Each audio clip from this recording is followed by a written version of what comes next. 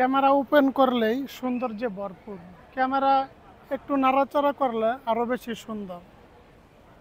এই সৌন্দর্যের লীলাভূমি হচ্ছে এই দেশ।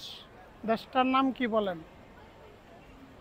এই যে দেশের নাম, এই যে দেখেন, এটা দেখলে অনেকে সহজে চিনবে যে মালয়েশিয়া কুয়ালালামপুর সিটি থেকে আমি এই মুহূর্তে আছি।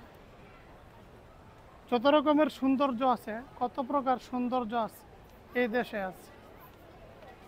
এমন একটি স্থান আর এমন একটা জায়গা, এই দেশটার সৌন্দর্য এবং গুণগান আমার এই ভিডিওতে বলে তিল পরিমাণও তুলে ধরতে পারবো না এবং দেখাইতে পারবো না, এবং আমি প্রকাশ করতে পারবো না যে কতটা সুন্দর এই দেশটা।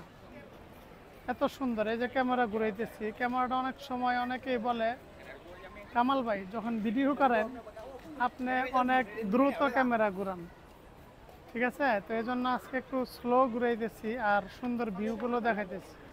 আমার ব্যাকগ্রাউন্ডটা দেখেন কি সুন্দর, এবং পাশে হচ্ছে বড় একটা টাওয়ার আছে 106 তলা। এই যে এটা অনেক সুন্দর। আসেন এবার মূল কথায় আসি। আমি যখন ভিডিওতে কথা বলি, কথা বলতে বলতে আমার পাশে দুজন দেশি ভাই আসলো। আসার পর বলতেছে, ভাই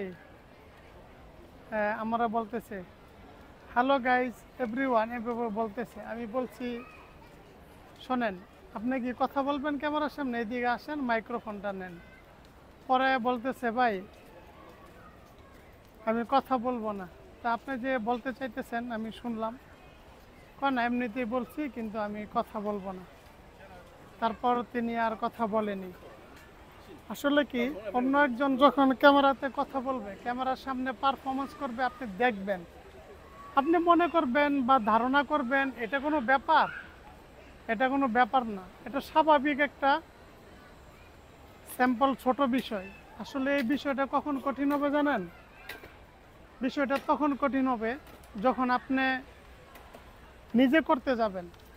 এই পারফরমেন্স করতে কতটুকু পরিশ্রম এবং কতটুকু চেষ্টার পর করতে পারবেন, এটা আপনি এখন বুঝবেন না।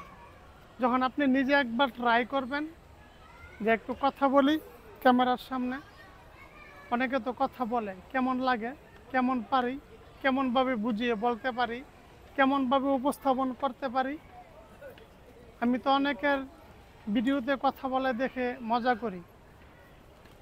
এবার আমি নিজে একবার ট্রাই করি, তখন আপনি এটা পুরোপুরি বুঝবেন যে কতটা কষ্টকর, কতটা চেষ্টার পর একজন কন্টেন্ট ক্রিয়েটর ক্যামেরার সামনে সুন্দরভাবে বুঝিয়ে কথা বলতে সক্ষম, কতটুকু পরিশ্রমের পর।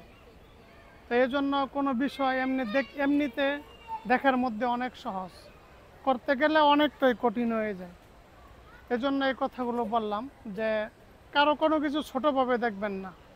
সবাই ভালো থাকবেন।